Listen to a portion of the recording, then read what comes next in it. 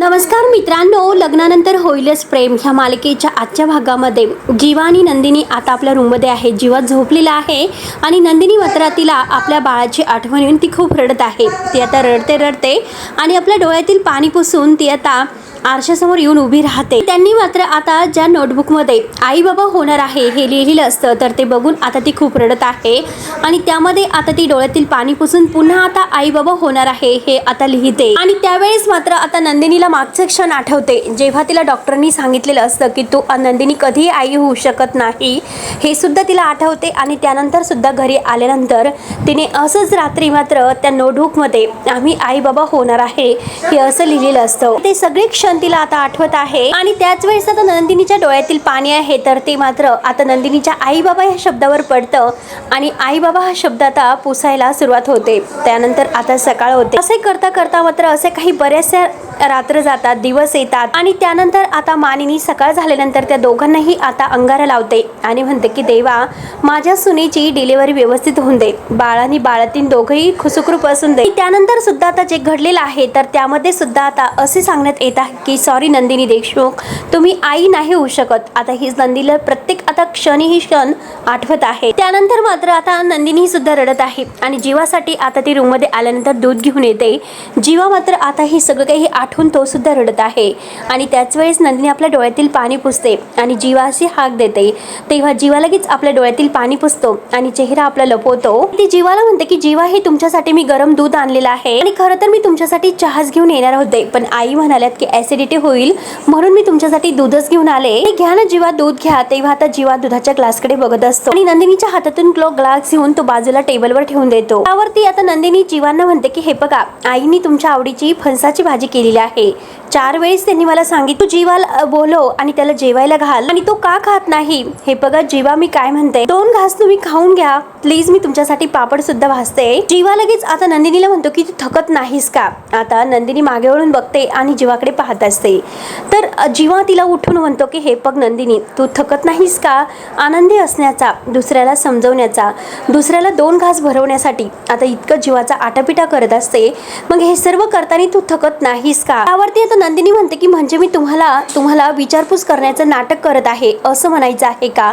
त्यावरती जीवा म्हणतो की नाही, आईपासून हे सर्व लपवण्याचं नाटक करता करता तू थकत नाहीस का हे मला म्हणायचं आहे. जे काही तू करतेस ते नाटकच आहे. त्यावरती नंदिनी विचारते की कुठलं नाटक. जीवा म्हणतो की तुला चांगलंच माहिती आहे आणि हे पण काही खाण्यासाठी मात्र माझ्या पोटामध्ये जागाच उरलेली नाही. अगदी फणसाची भाजीच काय, पंचपक्वान जरी आले ना तरी सुद्धा माझ्या पोटामध्ये जागा नाही आणि मला भूकच नाही. आता पोटामध्ये काही खाणारच नाहीत अशी गत आपली दोघांची झालेली आहे. तर त्यावरती आता नंदिनीच्या डोळ्यात पाणी येतं. नंदिनी म्हणते की जीवा, हे सुरूच राहणार आहे आणि खूप काळ हे सर्व सुरू राहणार आहे. तर काव्याची चोरोटी आणि त्यानंतर माझी चोरोटी आणि त्यानंतर माझी सोनोग्राफी, डोळे जेवण आणि खरंच आपल्याला खूप लांबचा पल्ला गाठायचा आहे आणि ही तर फक्त सुरुवात आहे. एकत्र मात्र आपल्याला खूप असा प्रवास करायचा आहे. जीवा तेव्हा आता नंदिनी थोडस हसते तर जीवा विचारतो की तू का हसतेस. त्यावरती आता नंदिनी म्हणते की काही नाही, मला आठवलं मी आणि काव्याने ठरवलं होतं हा प्रेग्नेन्सीचा जो प्रवास आहे तो एकत्र करायचा म्हणून. तिच्याशीच हे वाक्य मी बोलले होते पण आता ती पुढे निघून गेली आणि आता फक्त तुम्ही आणि मी सोबत राहिलो आणि खरं तर मला तुमच्या सोबतीने सुद्धा प्रवास करायचा होता. तुम्ही बाबा होण्याचा आणि मी आई होण्याचा, एकाच वेळी स्ट्रॉंग आणि हळवं सुद्धा होण्याचा प्रवास. पण ते सगळं काही हातातून सुटून गेले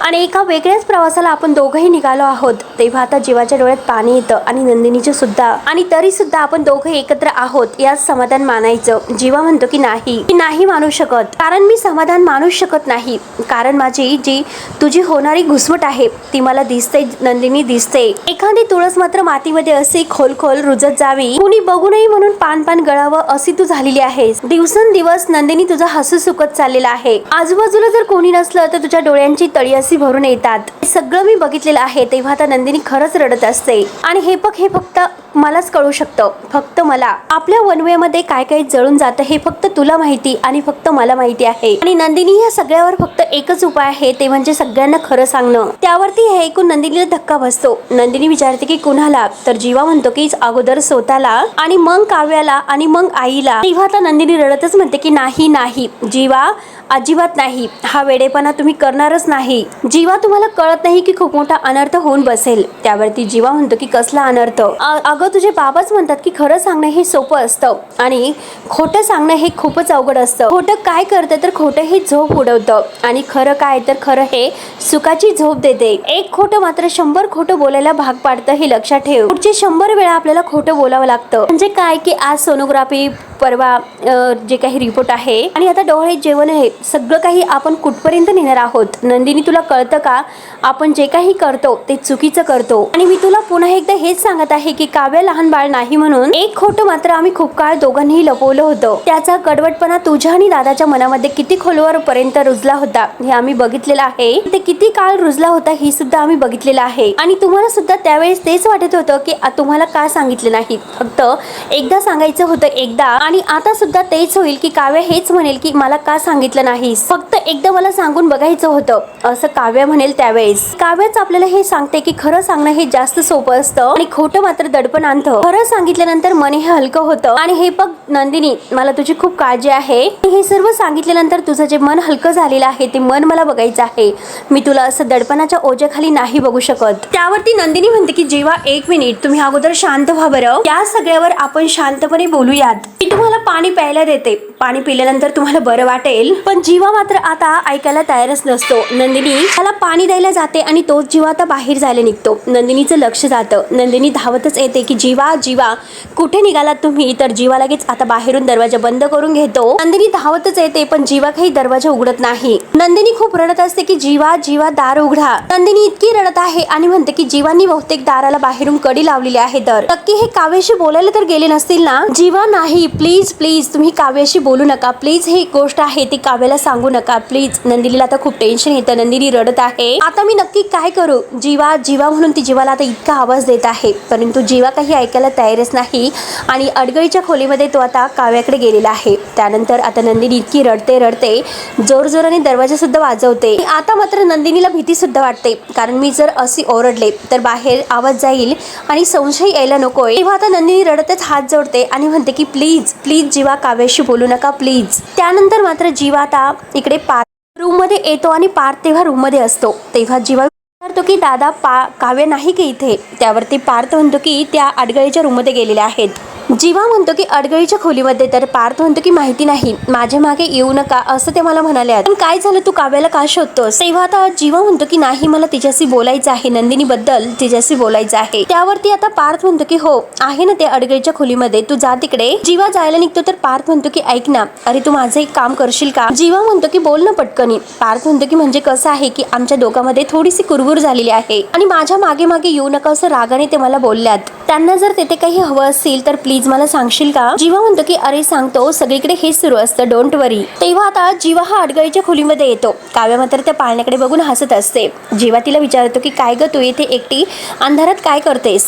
तर काव्य म्हणते की काय जीवा तू आणि तू इकडे अंधारात खोलीत कशी इतके आलास? तू इथेच होता की मला दिसत नव्हता? तू पाळणं बघायला आलास ना? तेव्हा आता जीवा म्हणतो की मी तुझ्या खोलीत गेलो होतो पण तेथे तू नव्हती. पारदादा म्हणाला. काव्य म्हणते की 1 मिनिट, तुला देशमुखांनी पाठवलेलं आहे का? मग असंच तू परत जा, त्यांच्याबद्दल मात्र मला काही बोलायचं नाही. जीवा विचारतो की 1 मिनिट, अगं लगेच मात्र तू चुकीच्या पद्धतीने जाऊ नकोस ना, त्याने मला नाही पाठवलं. काव्या माझा मी आलेला आहोत आणि मला तुझ्याशी बोलायचं आहे. त्यावरती काव्य म्हणते की सॉरी सॉरी, आणि तुला माझ्याशी बोलायचं आहे का असं विचारते. जीवा म्हणतो की हो तुझ्याशीच बोलायचं आहे. काव्य म्हणते की अरे बोल ना मग काय झालेलं आहे, आणि ताई बरी आहे का असं विचारते. तेव्हा आता जीवा म्हणतो की हो तेच, त्याबद्दलच बोलायचं आहे. काव्याचं सगळं काही लक्ष पाळण्याकडे असतं. ती म्हणते की खरंच पाळणा किती सुंदर आहे, पण नाही जरा वेळेच्या अगोदर आणलेला आहे, पण ठीक आहे. या पाळण्यामध्ये एकमेकांना बिलगून झोपणारी 2 बाळं आहे तर क्यूट, खरंच किती क्यूट दिसतील. दोघेही एकमेकांना बिलगून झोपतील, खरंच काय छान वाटेल. म्हणून काव्याला खूपच आनंद होतोय पण जीवाच्या डोळ्यात पाणी असतं. तेवढ्यात जीवा म्हणतो की जर 2 बाळ नसतील, फक्त एकच बाळ असेल तर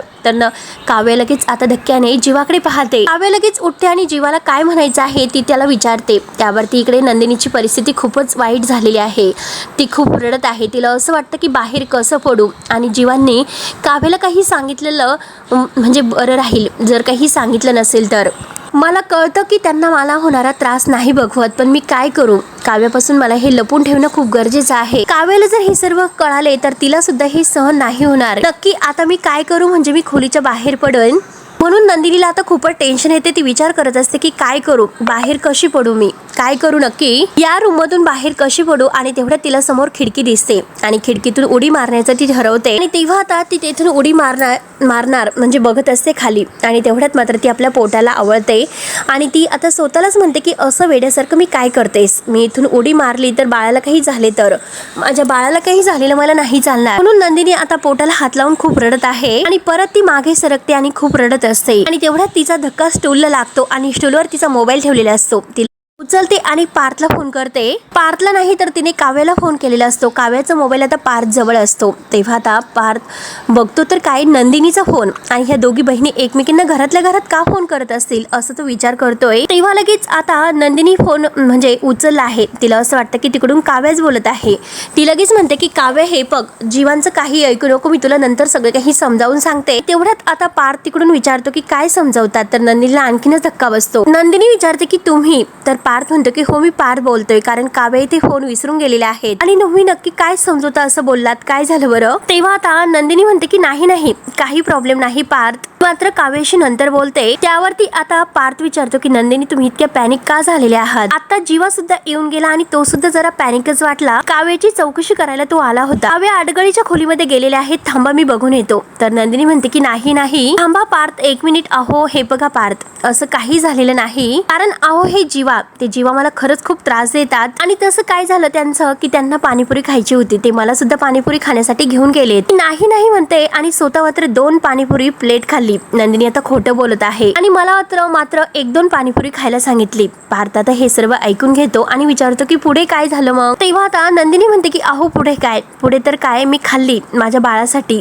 पार्थ विचारतो की आणखीन काय मग. आणि मग त्यानंतर मात्र त्यांनी मला असं सांगितलं की मी तुझे फोटो काढतो, अशी पाणीपुरी हातामध्ये घेऊन. आणि हा बघ लाईट किती छान आहे. आणि मग मला त्यांनी आता हे फोटो काढलेले आहेत आणि आता वर ते मला ब्लॅकमेल करतात. आणि काव्याला मी फोटो दाखवेल आणि मी काव्याला हे सांगेल की बघ तुझी ताई तुझ्या मागे किती मजा करत आहे ते. तर नंदिनी सगळं काही पार्थला खोटं सांगते. मी काव्याला असं म्हणाले की तू जीवांचं काही ऐकू नको, मी नंतर समजावेल तुला सगळं काही. आता नंदिनी बरोबर मात्र तो पार्थला समजवण्याचा प्रयत्न करते. त्यावरती आता पार्थ म्हणतो की हो जीवा कहर आहे कहर, आणि तुम्ही टेन्शन घेऊ नका. काव्य जर चिडल्यात तर तुम्ही नक्की माझ्याशी बोला, खरंच तुमचा फ्रेंड आहे. त्यावरती नंदिनी विचारते की खरंच बोलू. पार्थ म्हणतो की हो बिनधास्त बोला. तेव्हा आता नंदिनी म्हणते की तुम्ही फक्त माझ्या बहिणीला जपा, बाकी मला काहीही नकोय. तेव्हा आता नंदिनी परत अच्छा असं म्हणते. तर पार्थ म्हणतो की गुड नाईट. आणि नंदिनीला आता फोन ठेवल्यानंतर आणखीनच टेन्शन येते. आता नक्की जीवांनी काय केलं असेल, काहीच आता तिला कळेनासं होत नसतं. नंदिनी आता आणखीनच रडत आहे. त्यानंतर आता इकडे अडगळीच्या खोलीमध्ये काव्य विचारते की जीवा तुम्हाला नक्की काय बोलायचं आहे. 1 मिनिट जीवा, तू असं का बोललास, नक्की तुला काय म्हणायचं आहे बरं. तेव्हा आता जीवा शांत बसतो. तर काव्य पुन्हा विचारतेस की मी तुला काय विचारतेस. जीवा आता म्हणतो की आता मी कसं सांगू, म्हणजे हे बघ असं होऊ शकतं. काव्य विचारते की अरे काय होऊ शकतं, एकच बाळ असेल असं तर. तेव्हा काव्याला आता तिच्या वडिलांनी जे काही सांगितलेलं असतं, नंदिनीच्या अगोदर मात्र शारदाची 2 मिसकॅरेज झाली होती, हे क्षण तिला आठवतात. आणि ती जीवाला म्हणते की जीवा तू हे सर्व काय बोलतोस, तुला समजते का. अरे जीवा बोल ना, मी तुला काय म्हणतेस, तू काय बोलतोस. तेव्हा आता जीवा म्हणतो की काव्या नंदिनीचं बाळ तर काव्या लगेच पुढे म्हणते की सुखरूप असेल. कळलं का तुला, आणि काही होणार नाही ताईच्या बाळाला, आय मीन म्हणजे तुमच्या बाळाला. कळलं ना तुला जीवा मी काय म्हणते. त्यावरती आता जीवा म्हणतो की हे बघ काव्या, मी तुला नक्की काय म्हणतो हेच कळत नाही. काव्या आता परत जीवाला काही बोलूनच देत नाही. ती म्हणते की हे बघ जीवा, मी तुझी भीती समजू शकते, आणि पार्थला सुद्धा कधी कधी या गोष्टींची भीती वाटते रे. मोहितांकडे मात्र आता प्रेग्नेन्सीला घेऊन कॉम्प्लिकेशन्स आहे, मिसकॅरेजची हिस्ट्री सुद्धा आहे. पण आय नो आपण मात्र असा निगेटिव्ह विचार करायला नकोय. आपण देवाकडे फक्त हीच प्रार्थना करूयात की आपल्या बाबतीत असं काही घडायला नको. आणि हे बघ देव ना करो असं काही जर होणार असेलच, पण ते सगळं नंदिनी ताई बाबतीत घडू नये, असं हे माझ्या बाबतीत घडावं हे मला वाटते. तेव्हा आता जीवा काव्याला म्हणतो की तू काय बोलतेस, आणि प्लीज तू असं काही बोलू नकोस. बाळ गेल्याचं दुःख हे जीव घेणं असतं. आपण मात्र इथे आपल्या बाळाचा स्वप्नाचा पाळणा बांधतो, आणि नियती काय करते आपल्यासोबत, आपल्याही न कळत मात्र ती दोरीच कापून टाकते. बाळ हे जाताना मात्र एकटे जात नाही, तर ते आई बापाला पोरकं करून जातं. त्यामुळे ती वेळ मात्र तुझ्यावर आणि दादावर येऊ नये असंच मला वाटतं. आणि तेव्हा आता रडतच काव्य म्हणते की ती वेळ सुद्धा तुझ्यावर आणि नंदिनी ताईवर पातळीवर येऊ नये हे मला वाटतं. कळलं ना तुला आता जीवा मी काय म्हणते ते? देवाला जर आमच्यापैकी कुणाची निवड करायची असेल तर देवाने माझी करावी. काव्य आता खूप रडत असते, हात जोडते आणि म्हणते की जीवा खरंच रे, माझी ताई खूप चांगली आहे रे. तिच्या बाबतीत सगळं काही चांगलंच झालं पाहिजे, कारण सगळं काही चांगलं डिझर्व करते माझी नंदिनी ताई. कसं कसं सांभाळणं आहे तिने मला, स्वतःच्या लेकीसारखी ती माझी काळजी घेत आहे. आणि बघ ना अरे जीवा, ताई नेहमी मला हेच म्हणायची, मी तुझी सावली आहे आणि तू माझी बावली आहेस. आणि लहानपणी जेव्हा आता आम्ही बावली बावली खेळायचो तेव्हा नंदिनी ताईच माझी आई व्हायची. आणि नेहमी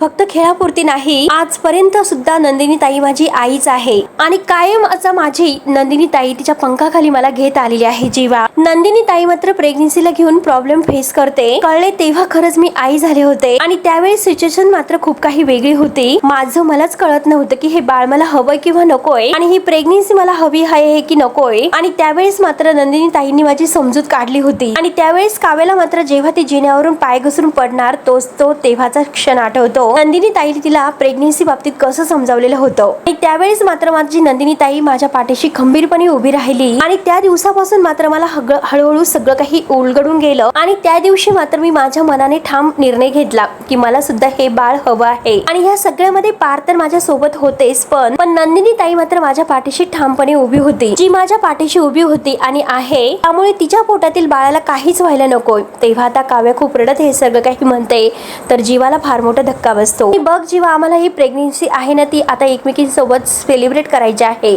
जेव्हा मात्र हे बाळ आता हे पाळण्यात असतील त्यावेळेस मात्र आम्ही दोघे एकत्र आई आणि मावशी झालेला असो आणि ते दोन बाळ मात्र एकमेकांना बिलगून झोपतील. आणि तेव्हा आणि ताई मात्र एकमेकींचा हात असा घट्ट धरून उभा असू आणि एकमेकींना सांगू मात्र वी डिड इट. आणि जीवा, मला आमच्या बाबतीत हे सगळं काही पूर्णत्व हवं आहे. आणि जीवा, तू असं का म्हणालास, का तू असं बोललास? जीवा आता शांत असतो.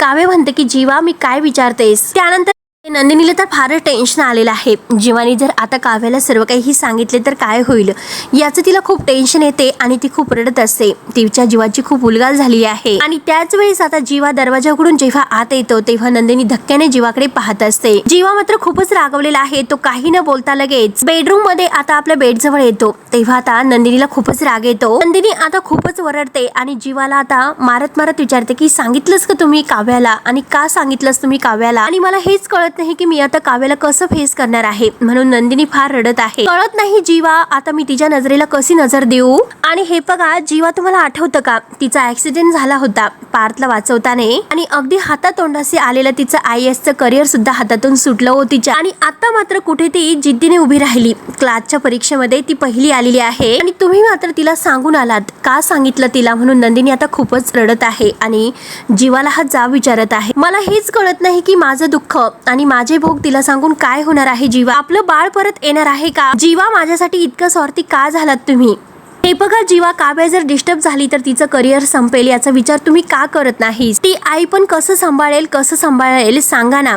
जीवा, मी काय बोलते, सगळं संपलं जीवा, सगळं काही संपलं. म्हणून नंदिनी आता आपल्या तोंडाला हात लावून रडत असते. जीवा आता सारखा शांत बसत नंदिनीकडे बघत असतो. काव्याचं करिअर संपलं आणि हे नाटक सुद्धा संपलं सगळं काही संपलं. आणि त्याच वेळेस आता नंदिनी बेडवर बसते आणि रडत असते. तर जीवा म्हणतो की हे नाटक आपण कंटिन्यू सुरू ठेवूया. तेव्हा आता नंदिनी उठून उभी राहते आणि जीवाकडे बघत मात्र ती आता विचारते की नाटक सुरू होऊयात म्हणजे जीवा, तुम्ही काव्याला नाही सांगितले तर? तेव्हा आता जीवाला मात्र पुढे काय घडलेलं आहे सगळं काही प्रसंग आठवतो. जीवा आता काव्याला म्हणतो की हे बघ काव्या, अगं तू तर IAS होणार आहे आणि मॅथ्स मध्ये तू कच्चे आहे तर. आणि सिरियसली काव्या, याला काय अर्थ आहे बरं? अगं वेडी, तुला माझ्या बोलण्याचा अर्थ नाही कळणार का? हे बघ काव्या, अगं हे पाळण्यामध्ये मात्र एकच बाळ असेल हे मी या कारणासाठी म्हणालो. आणि खरंच अगं काव्या, ह्या पाळण्यामध्ये फक्त एकच बाळ असणार आहे. तेव्हा आता काव्या म्हणते की तू परत तेच म्हणाला. तर जीवा म्हणतो की एक मिनिट, तुला अजून सुद्धा कळलेलं नसेल तर मी सांगतो, ऐकून घे. तुला आता कितवा महिना सुरू आहे तर तिसरा महिना. तुझ्या ताईला कितवा महिना सुरू आहे तर दुसरा सुरू आहे. म्हणजे काय की आमच्या बाळाच्या अगोदर तुझं बाळ ह्या जगामध्ये येणार आहे. तर हे बघ काव्या, तुझं बाळ मात्र नंबर पटकवणार आहे,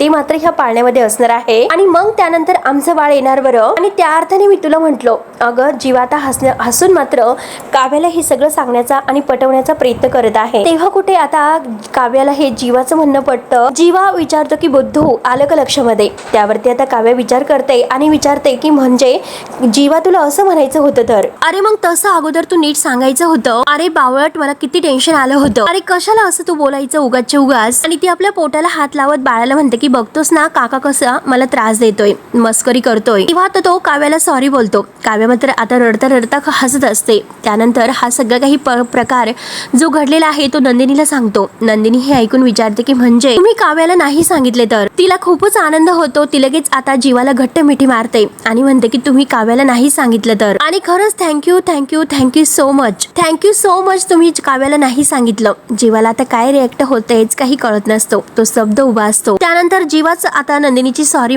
बोलतो कारण मी तुला रूम मध्ये कोंडून गेलो. त्यावरती आता नंदिनी म्हणते की तुम्हाला लागलं तर नाही ना. तेव्हा आता जीवा म्हणतो की मगाशी तू ते दूध गरम करून आणलं होतं ते आता थंड झालं असेल, प्लीज तू पुन्हा एकदा ते गरम करतेस का. तेव्हा आता नंदिनी आपल्या डोळ्यातील पाणी पुसते आणि खुश होत म्हणते की हो आणते आणते आलेच असे बोलून नंदिनी पुन्हा आता ते दूध गरम करायला जाते. जीवाला फार टेन्शन असतं. तेव्हा आता जीवा खाली बसतो आणि विचारत पडतो. त्यानंतर पुन्हा तो आता अडगळीच्या रूम मध्ये त्या पाळण्याकडे येतो आणि त्या पाळण्याकडे बघत असतो. त्या पाळण्याकडे बघून मात्र आता नंदिनीने जी काही प्रेग्नेन्सी टेस्ट केलेली आहे आणि त्यावर आता हे जी पॉझिटिव्ह रिपोर्ट आलेले आहे ते बघून जीवाला आणि नंदिनीला जो आनंद झालेला असतो तो क्षण आता जीवाला आठवतोय. आणि तो पाळणा जेव्हा तो घरात घेऊन आला तेव्हा मात्र आता त्याला किती आनंद झालेला होता हे क्षण सुद्धा त्याला आता आठवतात. आतापर्यंत आता नंदिनी आणि त्याने जे काही स्वप्न बाळाचे बघितलेले आहे हे सगळं काही आता एक एक त्याला करून डोळ्यासमोर येत असतं आणि तसतसं त्याच्या डोळ्यामध्ये पाणी येते. तेव्हा आता जीवा खूप रडत आहे आणि जीवाला तर सगळे क्षण आठवतात. जीवा आता खूपच रडत असतो. तेव्हा मित्रांनो हा भाग येथे संपतो. पुढील भागामध्ये मानिनी आता नंदिनीला म्हणत असते की तुझं बाळ मात्र सगळ्यांना तरसवणार आहे. तेव्हा आता नंदिनीला फारच मोठा धक्का बसतो. तिला आता टेन्शन येते. बाळ तर आपल्या पोटात नाही, आई काय स्वप्न बघतात. काव्या म्हणते की आई तुम्ही असं का बोलतात. तेव्हा आता लगेच नंदिनी मनात विचार करते की प्रेग्नेन्सी बाळ हे सगळं काही मी कुठून आणू. त्यानंतर आता विजय हा नंदिनीला म्हणतो की जे जर दुसऱ्याच्या आयुष्यामध्ये डोकावत असतात ना त्यांना स्वतःची जी काही सिक्रेट असतात तर ती नीट झाकवता येत नाही. तेव्हा नंदिनी रागानेच विजयला म्हणते की झाकावं लागेल असं कोणतेही सिक्रेट माझ्याकडे नाही. तेव्हा आता असे बोलून मात्र ती मात्र खूप वेगाने पायऱ्या उतरत खाली येत असते. आता विजय हे सर्व पाहतोय आणि तो म्हणतो की नंदिनी तर 2 महिन्याची प्रेग्नेंट आहे तरी सुद्धा मात्र ती इतक्या अल्लड अशा मुलीसारखी पायऱ्या उतरून काय जात असेल. नक्कीच काहीतरी झालेलं आहे की नंदिनी आता प्रेग्नेंट नाही हे विजयच्या लक्षात येते आणि हे तर आपल्यासाठी खूपच इंटरेस्टिंग असेल म्हणून त्याला फारच आनंद होतो. तेव्हा आता विजय मात्र आता नंदिनीच्या प्रेग्नेन्सीचा काही भडका सगळ्यांच्या समोर आणेल का आणि नक्की पुढे काय होईल हे आता बघणं खूपच इंटरेस्टिंग ठरेल. तेव्हा आता मित्रांनो पुढे नक्की काय होतं हे बघायला विसरू नका. तोपर्यंत धन्यवाद.